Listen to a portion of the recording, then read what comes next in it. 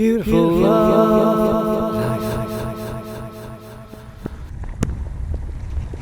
On the 10th of May 2023, the Round Britain cruise RBC 60 came to Plymouth, and we were there to record it. Hello there, what's your name?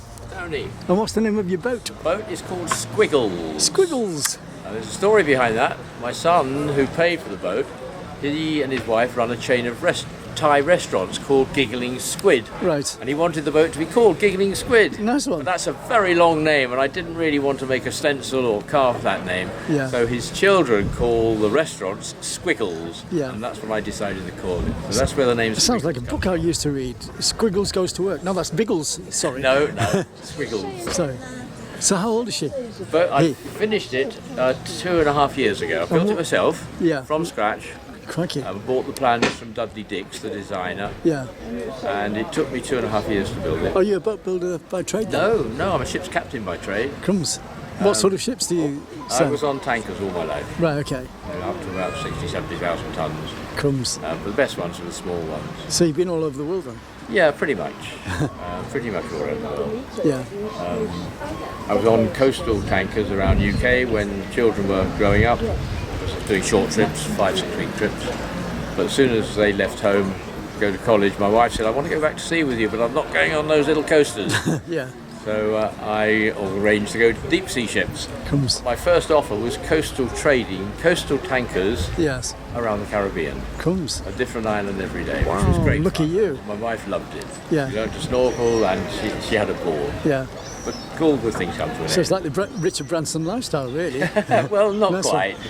Not quite. So what sort of boat is this? It's designed by Dudley Dix, who Yes. is South African but now living in America. Right.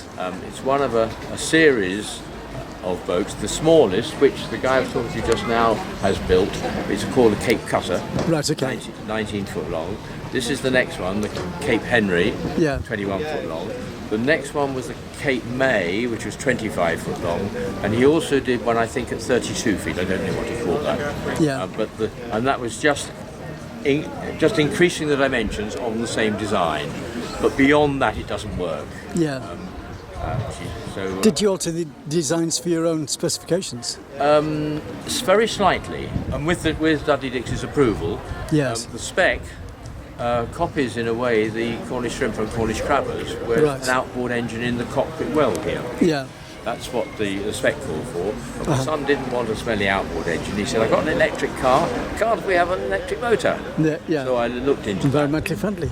Yes, and Dudley Dix agreed with my proposed modifications, so we've got lead-acid batteries inside, 240 kilos of them, which replace part of the 300 odd kilos of designed internal lead ballast.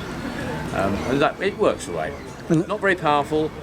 I have to work with the tides, and it serves me fine. And how long? Sorry, go on. When my son comes down and wants to motor it up the Tamar, I've got plenty of juice to take him all the way up to Cowstock or Coteal with his family on board for a picnic without having to worry about sailing. And how many people helped you build it? How many? Did you have any help to build it? No, not really. Yeah. I've got some friends to help with a couple of major jobs. Turning over, of course, was quite difficult. 3 people did that. Laying up the hull is sheathed in fiberglass. Yeah. And I had a friend helping me with that, and also with painting. We're using 2-pack paint, where you've got to keep going. But most of the work I did all by myself. And how long did it take? 2.5 years, Crikey. which was reasonably short. I believe there was somebody who built one in 8 or 9 months. Yes. And he also had a job. Yeah. He was an expert though, because he had built an aeroplane and flew it. Crumbs. He was an expert in lightweight construction. Yeah. But I don't think his marriage survived. Yeah, I can imagine if he's Yeah, work hard. 4 or 5 hours a day after an 8-hour working A day. bit geeky when you're at it all the time. Yeah. So, How did you get into sailing big tankers then? I joined my first ship as an apprentice, a deck apprentice, with a big oil company when I was 17. And where was that? No, on my 17th birthday. Yeah, where was that? I joined the ship in Milford Haven. Yeah. It was a British oil company. I left my last ship on my 60th birthday. And why did you decide on the Merchant Navy? I wasn't very bright at school. I wasn't going to achieve the exam results that my parents had hoped for me. Yeah.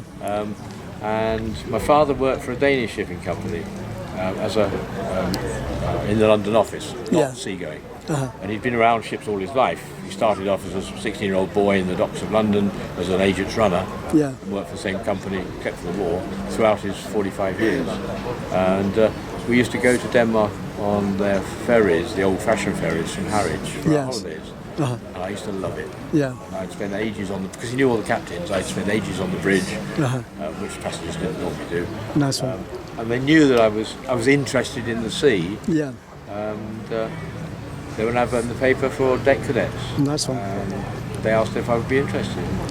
Being very young and naive and inexperienced, and not having a clue what I really wanted to do. You soon got the life experience anyway, going out to sea. Yes, and I said yes, and I succeeded. I came to Plymouth to do a nautical studies degree at what was then a polytechnic, it's now university. Yes. That's how we ended up down here.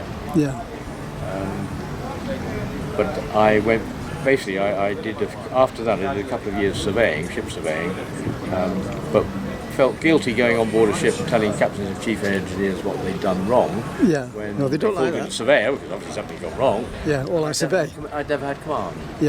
So that's why I joined the British Coastal Tanker Company and got command very quickly. I really enjoyed the job. I took to it like a duck to water, you might say. Well, thanks a lot for your story. What's your name again? My name's Tony. And what's the name of your boat again? The boat is Squiggles. Of course. Thank you. Registered in Saltash. Thank you. I keep it at the yacht club. You said you were going to have a longer name, but your son said it was too long. No, I said it was too long. Oh, right, okay. He was the one who wanted Giggling Squid, the name of their restaurant chain. The grandchildren suggested, why not call it Squiggles? So where's the restaurant chain? All over the country. It's got 45 or 50 restaurants now. It's still growing. They built it up from one restaurant. And what sort of food do they specialise in? It's Thai. Right, you did say Thai, that. so it's all Thai. They call it Thai tapas. But it's all Thai food, Thai street food in a way. Does that come from his life experience of going to those areas of the world? No, it's my son married a Thai girl 20 odd years ago, and he had a high-powered job working for a major British company, and his wife wanted to run her own business, so they started a restaurant in Brighton, and then a second one came available, and they started that one just when in the financial crash in 2008. And they thought, oh goodness, we're going to go bankrupt. But that one, which was a different name and a different menu from the first one, was much more successful. Brilliant. And so they changed the first one to the same name and changed the menu. And that doubled its turnover. Brilliant. When they had 4 restaurants, they said, I can give up my 6-figure salary and start working in a restaurant chain. That's what it's done. It's built it up to a multi-million-pound business now. Brilliant. So, Well, thanks for your stories. Nice talking to you. Nice one, and you too. Thank you. I'm sure you have plenty more stories from other people. We'll have done. Thank you.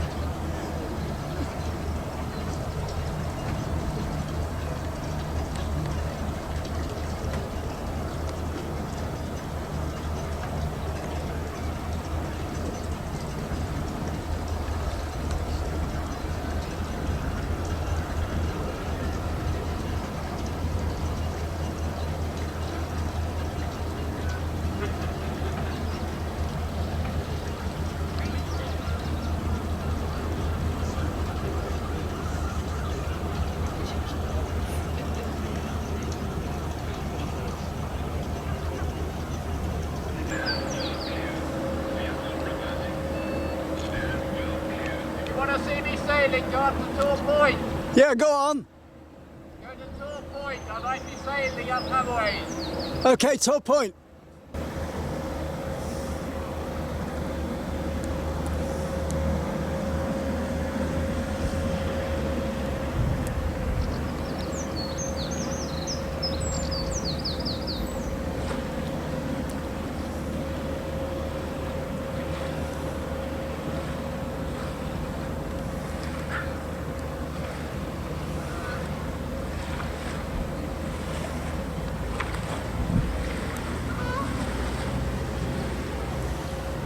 to make my way back to Saltash now. Right, okay. So when I get round Devil's Point into the dockyard, I'll probably be sailing if you want to see me under full rig.